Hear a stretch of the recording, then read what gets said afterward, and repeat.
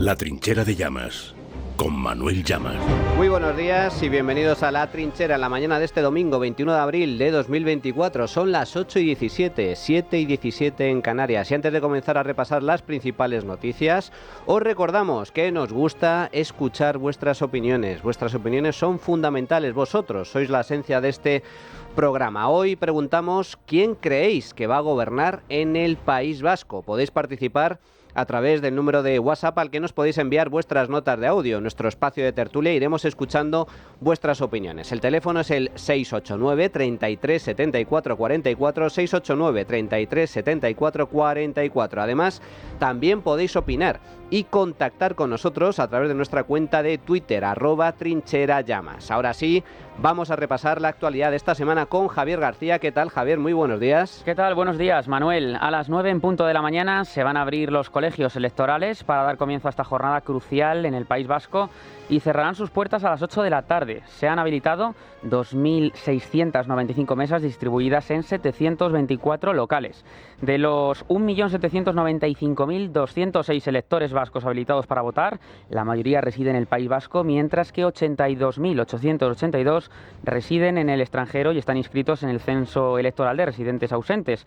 Con un electorado diverso y una participación esperada tanto dentro como fuera de las fronteras vascas, estas elecciones prometen ser decisivas para el futuro político de la región. Eso sí, los que no van a poder ejercer su derecho al voto en estas elecciones son los 200.000 vascos que en los años de plomo de ETA tuvieron que salir de su tierra para proteger sus vidas. Por cierto, el seguimiento completo, Manuel, y el escrutinio también se va a poder seguir aquí en directo en Es Radio, en un programa especial que va a comenzar esta tarde a las 8:30 con Juan Pablo Polvorinos.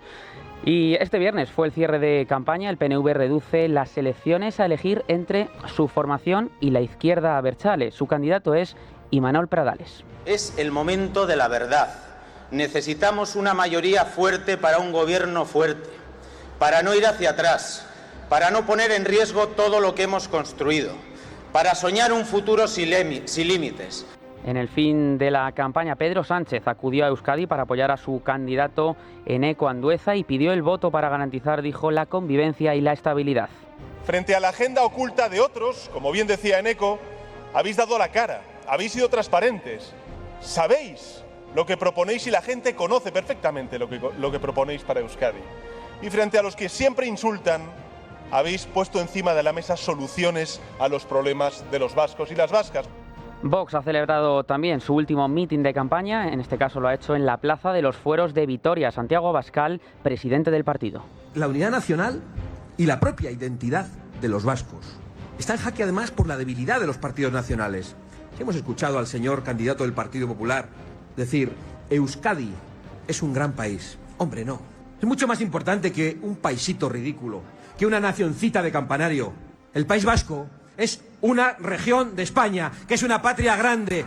Vamos a profundizar en todo esto y cómo afronta la jornada y cuáles son las expectativas del PSE, que tal y como apuntan las encuestas se mantendría como tercera fuerza y podría tener la llave de la gobernabilidad del Parlamento Autonómico. Rubén Fernández, buenos días. Buenos días. Las alarmas saltaron el lunes, unanimidad de encuestas dando a Bildu ganador y la horquilla baja de PNV y PSE a punto de no sumar.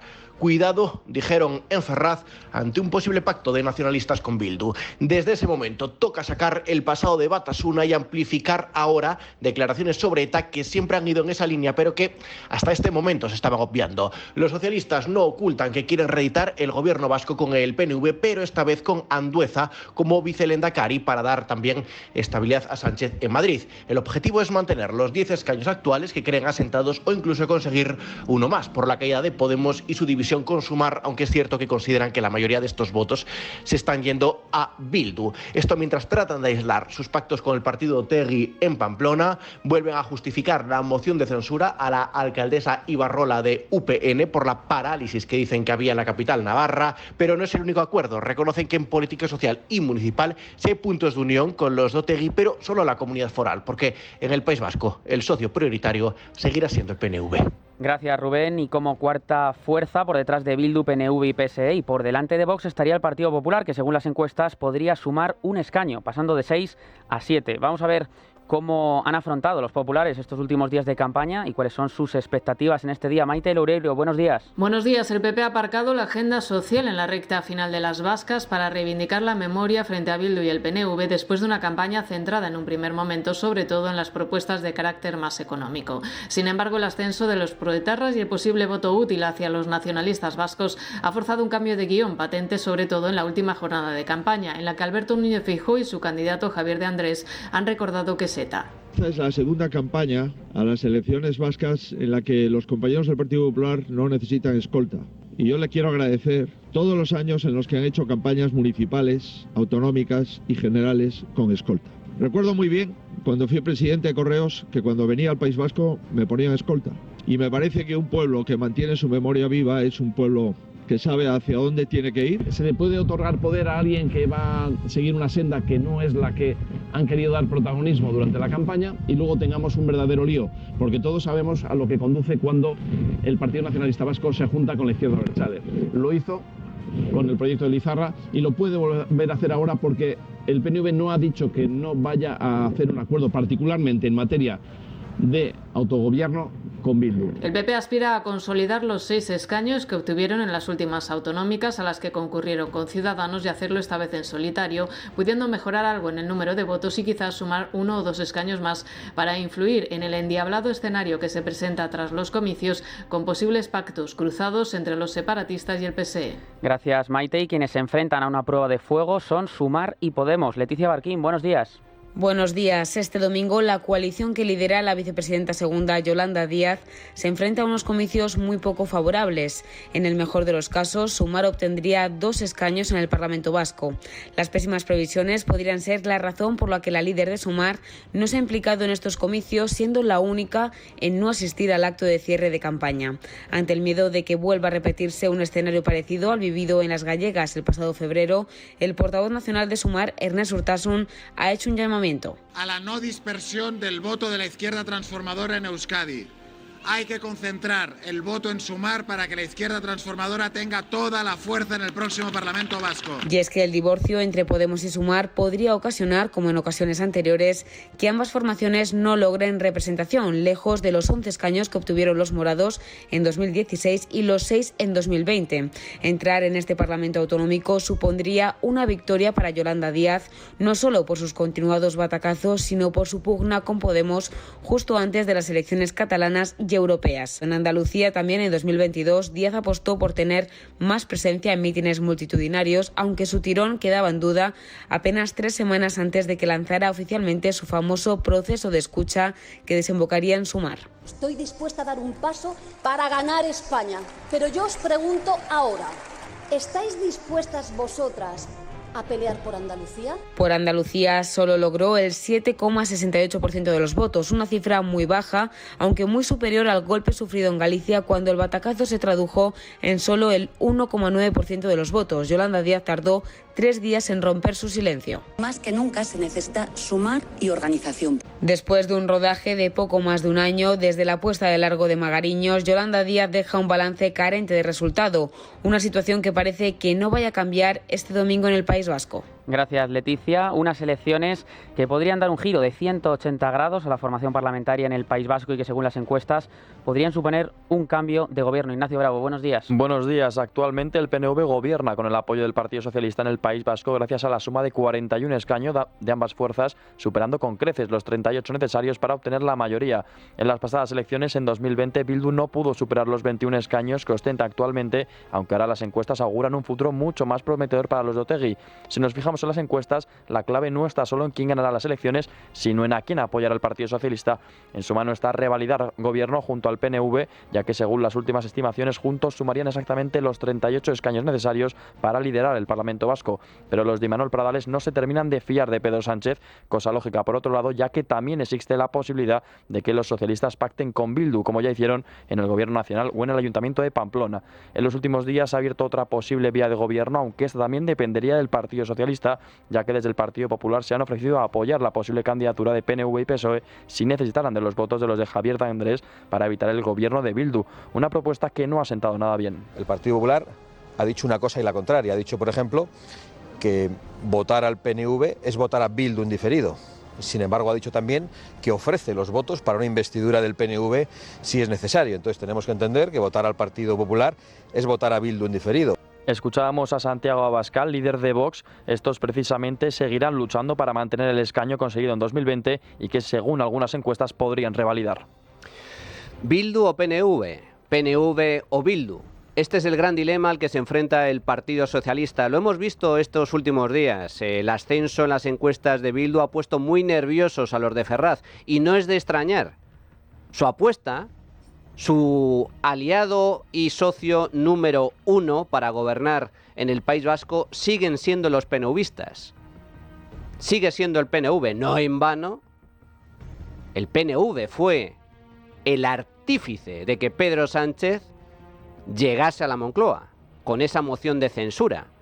El apoyo del PNV a la moción de censura a Mariano Rajoy fue clave, fue determinante, fue la espita que hizo caer al gobierno del Partido Popular y que posteriormente llevó a Pedro Sánchez a la presidencia del gobierno. Y en esas estamos y en esas seguimos. El PNV lo sabe, el Partido Socialista lo sabe, Bildu lo sabe.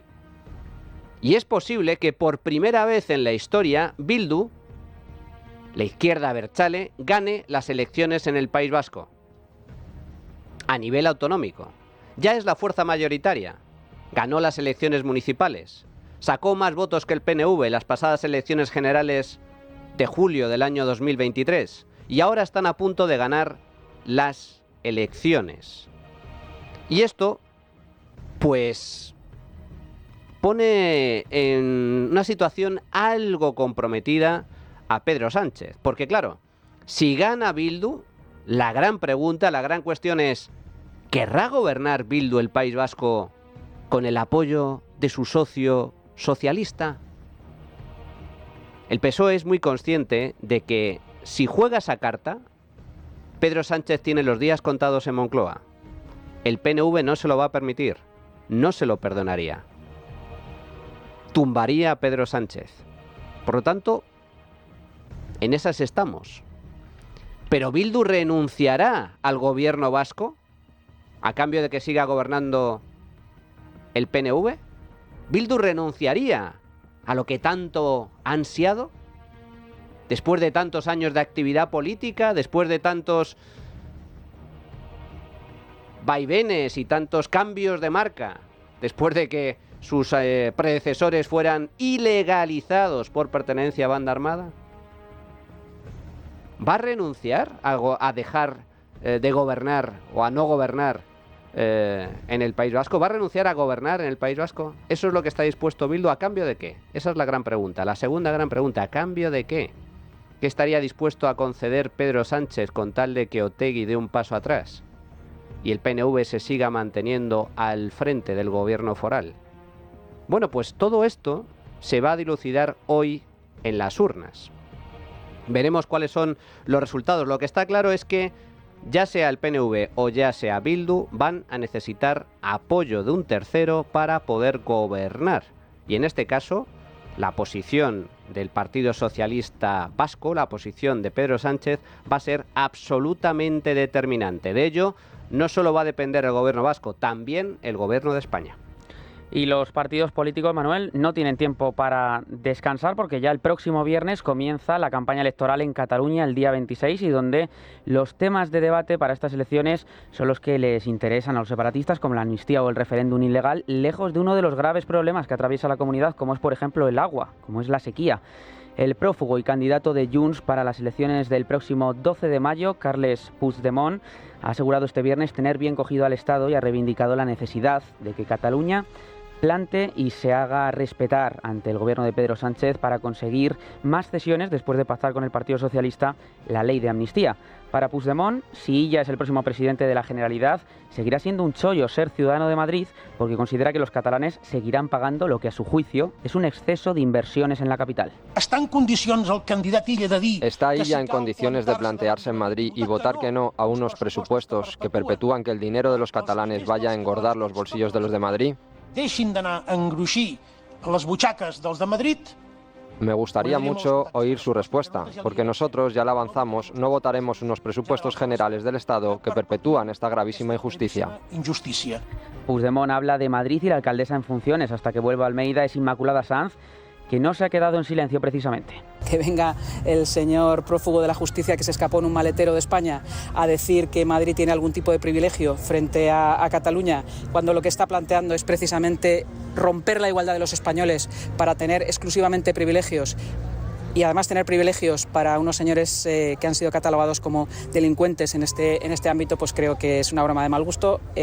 Pues parte del show y de la campaña electoral de este prófugo de la justicia, que lo que nunca debería estar es como cartel electoral en unas elecciones democráticas. Esta comunidad afronta los 5º comicios anticipados de forma consecutiva, reflejo de la época de vaivenes políticos derivados del proceso independentista. El Parlamento catalán no completa una legislatura desde el año 2010, cuando José Montilla cedió la batuta de la Generalidad a Artur Mas.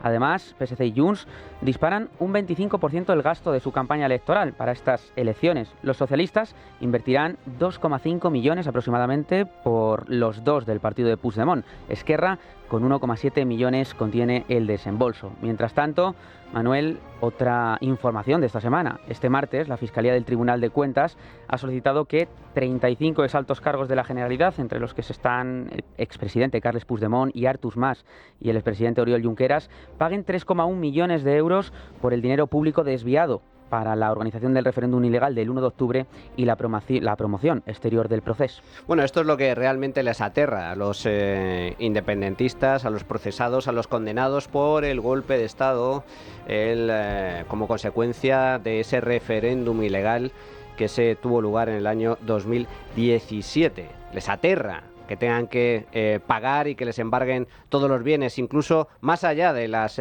penas de cárcel que han sufrido algunos de los condenados, que han tenido que, pues con la lógica sentencia de la justicia, cumplir cárcel. A excepción de Puigdemont, que como un cobarde huyó, raudo y veloz, con nocturnidad y alevosía, metido en el maletero de un coche rumbo a Bélgica. Y allí sigue. Que Puigdemont hable de privilegios no deja de resultar irónico. ¿Cuáles son los privilegios de Madrid? La Comunidad de Madrid es una comunidad perteneciente al régimen común que juega con las mismas reglas que el resto de comunidades autónomas, a excepción de las forales, País Vasco y Navarra, que tienen un sistema diferente, constitucionalmente admitido, perfectamente legal. Pero no hay ningún tipo de privilegio. Privilegio es el rescate continuado que ha facilitado el Estado a Cataluña, que está inmersa en un océano de deudas, la comunidad más endeudada de España en términos nominales, con el mayor déficit, con el mayor descuadre de cuentas públicas, con la mayor presión fiscal, con los peores servicios públicos, en declive económico y social, con un problema de inseguridad acuciante. Barcelona, que era vista hace no tantos años como una gran capital europea, un referente del turismo internacional, un referente cosmopolita, donde se podía disfrutar de su ocio, de su cultura, del deporte, de su clima, se ha convertido hoy en un nido de criminales y ocupas. No se puede pasear tranquilamente por las calles de Barcelona. Es un horror. Cataluña se ha convertido en una comunidad en declive, en clarísimo declive económico, social y político. Pero asistido, en todo caso, con el dinero de todos los contribuyentes españoles a través de mecanismos de rescate como el FLA, el Fondo de Liquidez Autonómico, concesiones absolutamente unilaterales y privilegiadas como la condonación de deuda por parte del Estado. ¿De qué privilegios habla Puigdemont? Si están negociando no se sabe dónde ni con quién, de forma bilateral y a escondidas, una serie de cesiones por parte del Gobierno de España, con opacidad absoluta, para otorgarle nuevos privilegios a los independentistas. Todo por 7 votos. Con tal de mantenerse en el poder, Sánchez es capaz de todo, incluso de facilitarles un tercer fuero con todo lo que ello supondría para el resto de comunidades autónomas. Aquí no hay igualdad ante la ley. Aquí hay privilegios en base a intereses políticos. Por lo tanto, que Puigdemont hable de privilegios y que Puigdemont hable de Madrid tal y como habla es una vergüenza. Debería lavarse la boca antes de hablar en esos términos de la Comunidad de Madrid. Y la mujer del presidente del gobierno, Begoña Gómez, sigue siendo protagonista, Manuel, esta semana, porque hemos conocido que el gobierno de Sánchez dio dinero público a un proyecto contra la despoblación dirigido por su mujer. Es decir, se constata por primera vez que el presidente ha otorgado de manera directa fondos públicos para un trabajo de su propia cónyuge. En concreto, se han adjudicado 96.397 euros públicos a la plataforma G100, de la que forma parte Begoña Gómez. Esta entidad ha repartido los fondos en 5 proyectos, entre los que se encuentra un plan dirigido por ella, en el que se desarrolla el concepto de lo que ella misma denomina ruralanía, orientado a reflexionar sobre la transición del espacio rural hacia nuevos horizontes de futuro. La aprobación de la ayuda se llevó a cabo en el año 2022. Pero hay más informaciones respecto a Begoña Gómez. Otra información conocida esta semana es que la expresidenta primera y exministra de Economía, Nadia Calviño, dio 10,2 millones de euros a la UTE avalada por Begoña Gómez, aunque incumplía una exigencia del contrato. Los pliegos de cláusulas administrativas exigían a los licitadores que quisieron optar a estos contratos contar con un plan de igualdad. Sin embargo, la UTE, conformada por la consultora InnovaNext de Carlos Barrabés, el contacto de la mujer de Begoña Gómez, la mujer de Pedro Sánchez, y la Escuela de Negocios de Valley, no contaban con este documento, que era una condición sine qua non, no solo para ser adjudicatario, sino para poder presentarse al concurso. Y además, no es la única polémica que rodea a Pedro Sánchez, porque también su hermano, hablamos de su hermano quien acumula 2 millones de patrimonio con un sueldo de 55.000 euros como trabajador de la Diputación de Badajoz. Residente fiscal en Portugal desde el año 2021, el hermano de Pedro Sánchez se ahorra 76.000 euros en impuestos. Adrián Pajares, buenos días. Buenos días, efectivamente. David Sánchez Pérez Castejón, hermano del presidente Pedro Sánchez, ha declarado un patrimonio que supera los 2 millones de euros. Entre sus bienes declarados se encuentran 3 propiedades inmobiliarias en Madrid, San Petersburgo y Elvas, en Portugal, así como inversiones en criptomonedas y acciones en BBVA. No ha pagado impuestos en España desde 2021 al mudarse a Portugal, donde se beneficia de ventajas fiscales y ahorra aún más en impuestos. David Sánchez fue designado coordinador de actividades de los conservatorios de la Diputación de Badajoz en 2017, lo que generó críticas por la falta de transparencia en el proceso de selección, y durante su tiempo en la Diputación, Sánchez estuvo involucrado en el programa Ópera Joven, que recibió financiamiento tanto de la institución como del Gobierno, triplicando el presupuesto en 2023 hasta los 350.000 euros, y recientemente ha sido contratado como asesor por el Teatro Real de Madrid. Bueno, pues continuamos con los escándalos y con las sorpresas. Una semana más, uno tras otro. Ahora resulta que la presidenta del gobierno, Begoña Gómez, pues uno de sus proyectos ha recibido directamente dinero público por parte del gobierno que preside su marido. Y además, las empresas y proyectos que ha avalado a través de esa UTE, dentro de la cual estaba también la consultora InnovaNext de Carlos Barrabés, el contacto de Begoña, pues recibió por parte del Ministerio de Economía más de 10 millones de euros. Tenemos a la mujer del presidente del gobierno directamente relacionada con la concesión de contratos y subvenciones a determinados proyectos y empresas. Yo insisto, no sé si esto es legal o ilegal, si esto es regular o irregular. Para eso están los jueces, para eso está la justicia. Ahora, es un escándalo de dimensiones épicas. Esto no sucede en ningún otro país serio del mundo. Esto es un escándalo de primer orden. No hay precedentes. Si por un momento esto sucediera en el caso de un gobierno del Partido Popular, donde la mujer del presidente se dedicara a la captación de fondos privados y públicos para determinadas empresas, esto estaría abriendo los telediarios de toda España día tras día. Pero aquí no. Aquí solo algunos medios informan al respecto, con neutralidad, con objetividad y con firmeza, mientras que otros callan. ¿Por qué?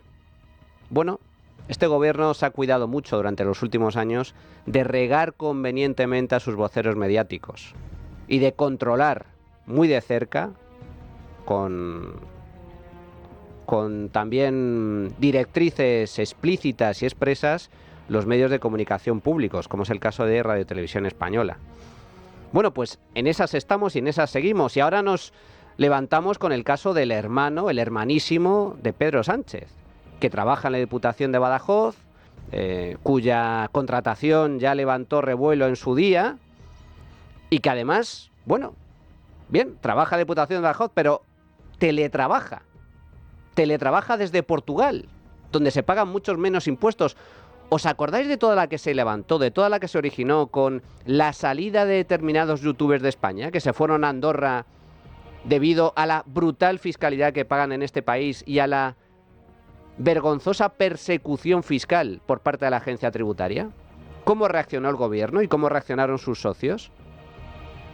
¿O el revuelo que causó el hecho de que una empresa como Ferrovial, una multinacional española, decidiera mudar su sede a Holanda con el fin de facilitar su cotización en el mercado estadounidense? Hubo declaraciones explícitas, expresas, casi llamando traidor al dueño de esta empresa, al CEO.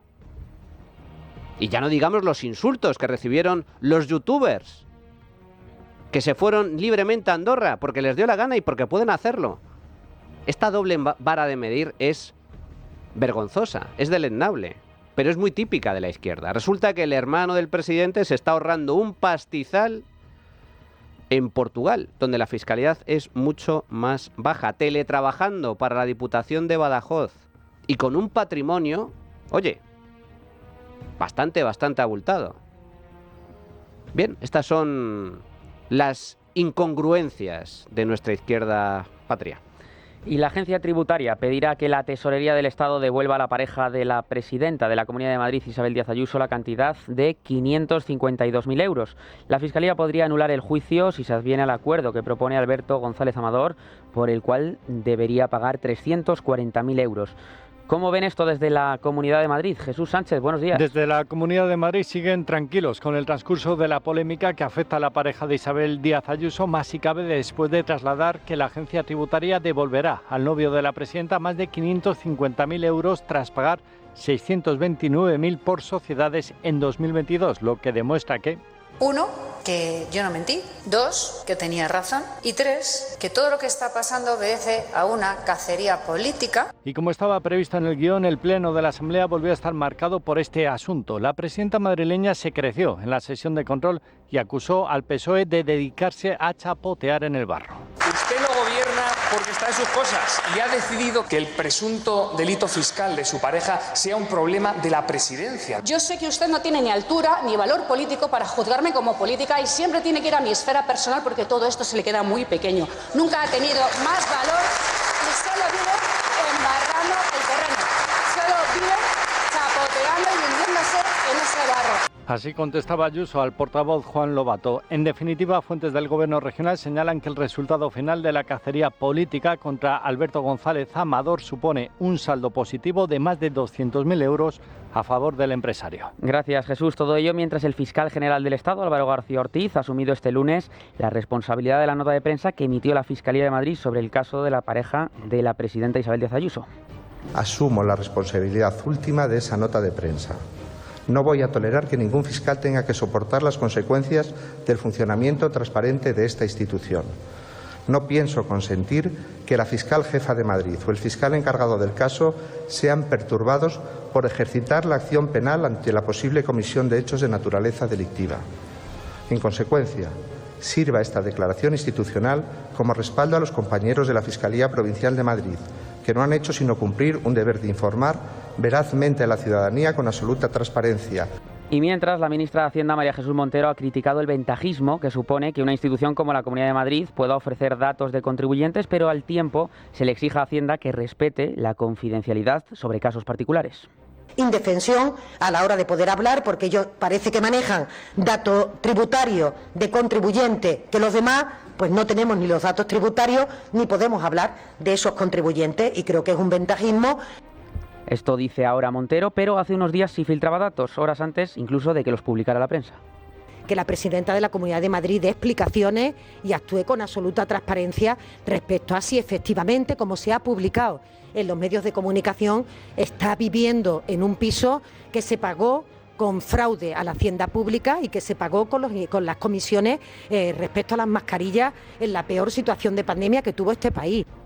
Bueno, pues esta es otra de las grandes novedades relacionadas con el caso del novio de la presidenta de la Comunidad de Madrid, Isabel Díaz Ayuso, una semana en la que el fiscal general del Estado, Álvaro García Ortiz, asumió su responsabilidad en esa nota de prensa inédita que emitió la Fiscalía de Madrid, revelando comunicaciones que son confidenciales, propias de la defensa de cualquier ciudadano, ante el estupor de jueces, ante el estupor de abogados, ante el estupor de juristas, una vez más. Bueno, para hablar sobre esto y las diferencias claras y evidentes respecto al caso de Begoña Gómez, entramos en la sección, en la firma semanal de Carlos Cuesta. Pues Manuel, si te parece, vamos a analizarlo. Yo lo había preparado en dos fases. Ya que quieren datos, vamos a dar datos de lo que ha ocurrido con la que no era en aquel momento ni pareja de Ayuso. Por cierto, déjame que remarque una cosa que has dicho que es importantísima. Que es que además, por lo que me he enterado internamente, les molesta mucho tanto a Cándido Conde Pumpido como a Álvaro García Ortiz que se dude de su nivel jurídico. Pues no es que dudamos, que no tenemos ninguna duda de que es lamentable. Lo digo literalmente porque haber explicado que violar el secreto de las comunicaciones entre tu equipo jurídico y el de la Fiscalía, según él, no afecta a la defensa, señor Álvaro García Ortiz, ¿no afecta a la defensa de cada vez que tú intentas llegar a un acuerdo con Hacienda, te lanzan un ataque filtrándote los datos contra tu pareja a ver si te echa de casa? ¿Eso no afecta a tu defensa? Digo, no sé, a lo mejor, no sé si como nivel jurídico, pero a lo mejor se puede dedicar a asesor matrimonial, ¿sabes? Porque a lo mejor resulta que consigue más nivel que como el jurídico. Pero bueno, vamos a analizar el tema de Ayuso. Bien, ellos abren una inspección. En esa inspección cogen 2 años en concreto, año 20, año 21. Yo creo que la gente lo va a entender rapidísimo. En ese año 20, año 21, el que no era ni pareja en aquel momento, Isabel Díaz Ayuso, Alberto González Amador, realiza un par de negocios, uno en México, otro en Costa de Marfil, que llevan lógicamente aparejados determinados gastos. La suma de esos dos gastos entre el 20 y el 21, 1,7 millones de euros. Bien. El proyecto de México era un cambio muy potente de todo el sistema de registro, de tramitación, de las listas de espera en una de las zonas de México. Hubo incluso presencia además de cargos públicos, hay más que fe pública, básicamente porque incluso acudieron los medios, según Hacienda se lo ha inventado, debió coger a todo México, ponerlos ahí con un gorro de mariachi, las guitarras y a darle que te pego ahí para que salieran las fotos. El segundo es en Costa de Marfil, donde era un proyecto de compra de vacunas. Por eso se intenta implicar al Grupo Quirón, porque las vacunas él hacía de intermediario y venían del Grupo Quirón. Bien, hasta aquí la parte fáctica. Bien, ahí justificaron viajes, lógicamente, simulaciones, lógicamente, el proyecto, lógicamente, la inversión inicial, lógicamente, los trámites jurídicos, lógicamente, la implantación con una pequeña sede allí, lógicamente. Bien, año 2022, ¿qué es lo que ocurre? El concurso público. Y en el concurso público, todo lo que les habían dicho, resulta que en el concurso público no se lo dan, con lo cual han perdido. Bien, ¿qué hace la Inspección de Hacienda? Atención, coge el año 20 y el año 21, coge los ingresos y dice, dudo de tus gastos. Y dice, ¿por qué? Porque no salió el proyecto. Es que eso se supo un año después. A lo mejor tienen a Nostradamus en la agencia tributaria, pero ahí resulta que el resto de personas no tienen a Nostradamus. Por cierto, la ley no dice que tú no puedas meter los gastos cuando te falla el proyecto, cuando te falla el negocio. Dice simplemente que tienes que meter los gastos en los que hayas incurrido, en tu actividad empresarial. Esto era actividad empresarial. ¿Qué es lo que ocurre? Vamos para bingo. En la inspección solamente tiene en cuenta los años 20 y 21. ¿Por qué? Porque en el 22 ocurre, aparte de que fracasa en el concurso público, este empresario, ocurre una siguiente cosa, y es que retira las facturas. ¿Por qué? Porque el asesor le advierte de lo que está ocurriendo en España, que es una auténtica dictadura fiscal, donde básicamente lo que le viene a decir es, mira, aunque tengas toda la razón del mundo, la agencia tributaria le importa un soberano comino la ley, y va a considerar que si no ha habido ingresos y el negocio no ha triunfado, tú no tienes derecho a meter los gastos. Y él coge y dice, vea, pues retira los gastos, y los retira. ¿Y qué es lo que hace? Pagar por toda la deducción que se había realizado como gastos en los años previos. De ahí surge la famosa diferencia. Resultado, esto para la gente que viese el partido del otro día, pedazo de partidazo del Real Madrid, es como si en la tanda de penaltis, cuando falla Modric, coge el árbitro y dice, se acabó, ¿vale? Y ya no vamos a contar el resto. Y para el partido en ese momento. ¿Quién ganó el partido? El Real Madrid, ¿verdad? ¿Por qué? Porque había más penaltis. ¿Qué hizo la inspección? Cortó la inspección en el momento en el que había tirado Modric y había fallado. Y en ese momento saca la fotografía y dice, tus facturas no valen, que por cierto, repito, esta historia de las facturas no valen porque la agencia tributaria ha decidido, no me las creo, ¿y tú quién eres para decir que no te las crees? En España existe una cosa que se llama presunción de inocencia. O me traes una prueba en contrario, o si yo te he aportado una prueba documental, tú te la comes, especialmente cuando son ciertas. Especialmente cuando son ciertas. Presunción de inocencia, excepto con la agencia tributaria, que hay presunción de culpabilidad siempre. Al 100%. Pero es que en este caso, cuidado, porque hay un factor adicional. Y es que alguien decide que no se va a tener en cuenta la información de la que ya disponía la agencia tributaria, porque que yo sepa estamos en 2024, ¿verdad? Bien, que ha sido el año en el cual se ha trasladado toda esta historia a la Fiscalía. Es decir, cuando la agencia tributaria toma la decisión de trasladar como un supuesto delito la actuación del que, repito, en aquel momento no era ni pareja de Isabel Díaz Ayuso, tenía la información de que en el año siguiente había perdido el concurso público y en ese mismo año había retirado los gastos tributando, atención a esta historia, por exceso. Porque va y resulta que él, al pagar, paga efectivamente 552.000 euros, cuando lo que se le reclama ahora son 351.000.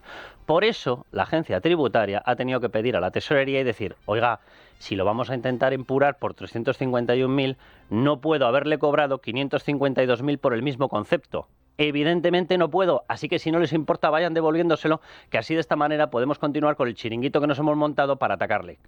Literal. No sé si la gente lo ha entendido, yo creo que ha estado bien explicado y muy clarito. Totalmente. O sea, esto es lo que ha ocurrido con esta persona. Esto es lo que ha ocurrido con esta persona. Y ahora vamos a la gloriosa comparativa, como dice María Jesús Montero, que están en indefensión. Yo no había escuchado nunca a alguien del Estado decir que está en indefensión cuando tiene a todo el equipo jurídico de los abogados del Estado, tiene la Fiscalía, tiene a toda la agencia tributaria, tiene el equipo de opinión sincronizada y dice, me siento aquí solo, entre mis 100.000 soldados me siento yo aquí solo. Están indefensos y desprotegidos. Venga, pues vamos con la comparativa. Pareja de Ayuso, Begoña Gómez. Bien, pareja de Ayuso, ¿tiene enchufe? ¿Ha utilizado enchufe? Cero. Bien, Begoña Gómez, ¿tiene enchufe? Todo. Complutense, Africa Center, todo el desarrollo de cada uno de esos negocios, visitas a las embajadas, visitas a países. Bien, segundo punto. Pareja de Ayuso, ha pagado de más. Ha pagado de más, lo acabo de demostrar. Bien, Begoña Gómez ha cobrado de más. De hecho, no debería haber cobrado nada porque nada tenía. No tiene ni titulación universitaria. Bien, tercero. Pareja de Ayuso, ¿ha tenido concurso público? No. Begoña Gómez, ¿ha tenido concurso público donde han intervenido los poderes en los cuales está el gobierno de su marido? Sí, el de Barrabés. Cuarta cuestión. ¿Ha utilizado tráfico de influencias? Cero. En el caso de la pareja de Ayuso, cero. ¿Dónde está el tráfico de influencias si no ha habido ningún concurso público? Begoña Gómez. Para no meterme en más líos con la Fiscalía, que creo que me está cogiendo cariño, ¿hay un rescate multimillonario? Sí. ¿En medio hubo visitas a la sede Globalia? Sí. Una antes y otra después. En medio que ocurrió el rescate multimillonario. Bien. Quinto punto. ¿Hay violación del secreto? En el caso del secreto obvio y lógico al que tienes derecho tanto de Fiscalía como de la Agencia Tributaria en el caso de Alberto González. Respuesta evidente. Sí. ¿Ha habido algún tipo de secreto en el caso de Begoña Gómez? Todo para ocultarlo. Todo para ocultarlo. Incluso el propio organismo de transparencia le ha reclamado, por ejemplo, las agendas oficiales en los viajes, en los cuales hizo negocios. Respuesta, se han negado a dárselo incluso al organismo de transparencia. ¿Ha habido actuación de la Fiscalía con Alberto González? Por todas partes. ¿Ha habido actuación de la Fiscalía en el caso Begoña Gómez? Se niegan.